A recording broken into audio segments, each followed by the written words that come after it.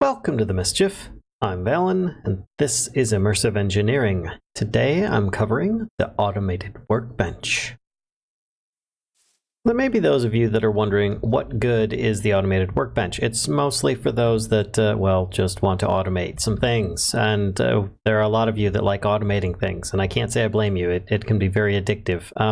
But it's a very cool device. I do like just how it works, but then again, it works similarly to a lot of the other immersive engineering items. So first and foremost, let me show you how to build one, and then we will go from there. So you just start off with a 2x2 of these light engineering blocks, a redstone engineering block, some steel scaffolding making a zigzag pattern, and then some heavy engineering blocks filling the corner.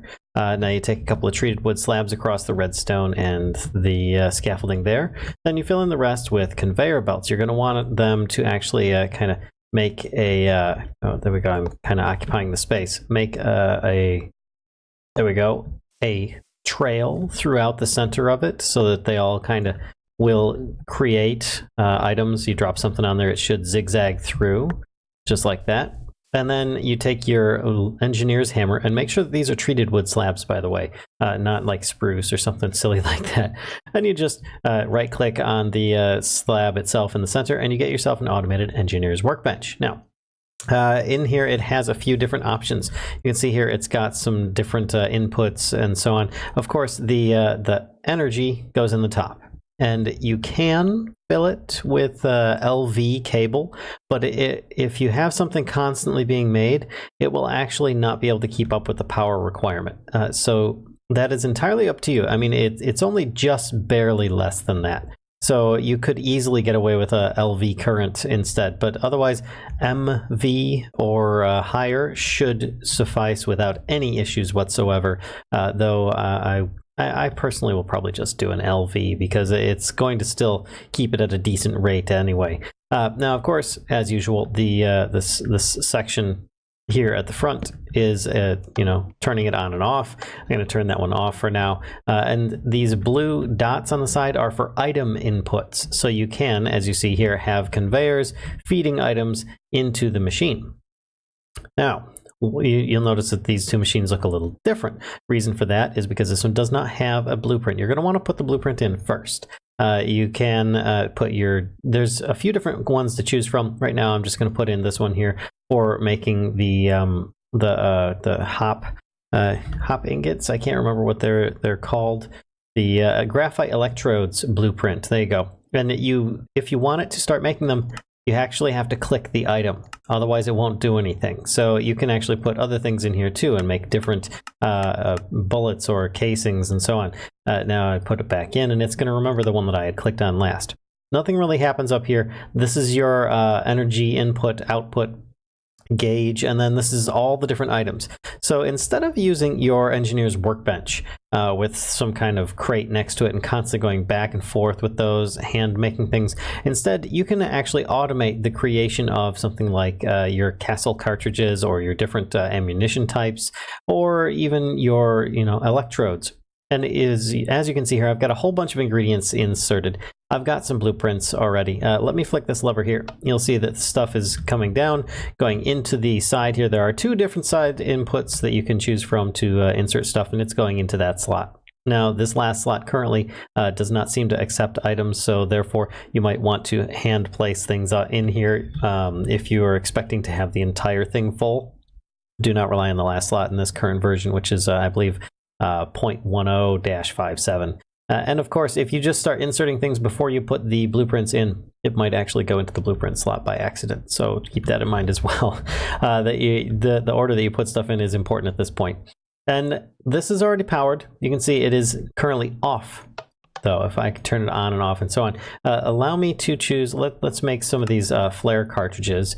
And you can see it now has a little display on there. And when you put a blueprint in this spot, you'll see that it disappears from this table and then reappears. And once you pick the item that is going to be made, then you have this happen. Now it will drop a bunch of items out. They will actually come out here, get worked on a little bit. And the image that you see might vary a little bit. I mean, you saw it looks a little bit orange. It's just a little graphical glitch. It's no big deal. Let's switch it over to, you know, a yellow flare instead of the red flares. And I could even put, let's get another conveyor here. And I can put one of these styles at the end, and because these will work together. Like, whoops, that's not what I wanted to do. I wanted to put this here. There we go. So now, as things come out, they go into the crate, and we can start making some different things. So let's make some green ones now. And you'll see that it just kind of spits the stuff out as needed. Starts doing this little thing here, then it compresses it all together, and it auto crafts the things for you. So once again, you don't have to do it. Now you could easily shift click stuff in your workbench. If you don't remember what the recipes are, you could easily put one of these blueprints in your workbench and just hover over the different recipes to see how much is required in case you did forget. And then put that blueprint back into your machine here. And yeah, that's pretty much it. Now, there are a few other things of note. The conveyor belts here, while this thing is in a multi-block structure here, let's actually switch it over to a different thing here. Common projectile arc furnace electrodes. There we go. We'll click that and it'll start making electrodes. I can stand on here and I'm not pressing shift. These conveyors don't actually affect players, but your normal ones that would be connected to it might. So that's just something to be aware of. Nothing really major or anything. And you can effectively use your engineer's workbench just for a few small repairs on your different tools and items with that. So you don't need to worry about it anymore. It's really simple. You know, you could just have a hopper feeding into your conveyor belt, having that going into the side, and so on. And like I said before, I actually, if you look up slabs, it's very easy to get a treated wood slab confused with like a dark oak or a spruce. So that's something you don't want to make that mistake by accident. Because I was very frustrated for probably a good 5-10 minutes trying to figure out why this multi-block structure was not forming at the time of its creation. And of course, you don't have to have this engineer's workbench here. Let's just get rid of that. There you go. You don't even need this wooden crate at the end. That was just for looks, so you guys can see. You don't even need any of these things. You can have this stuff just fall right onto the floor if you want. Pick it up.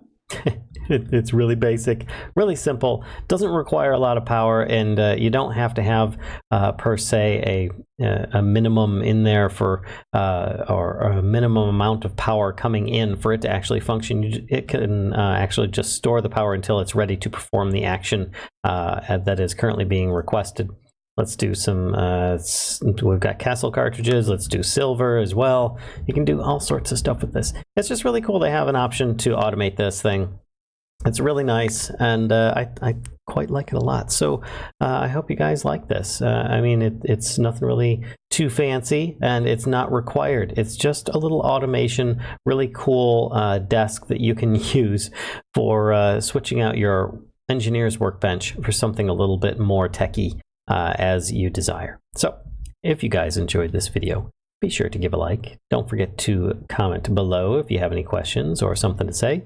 Subscribe if you haven't already, and spread the mischief to others if you think they'll enjoy this content too. And until next time, folks, I'll see ya.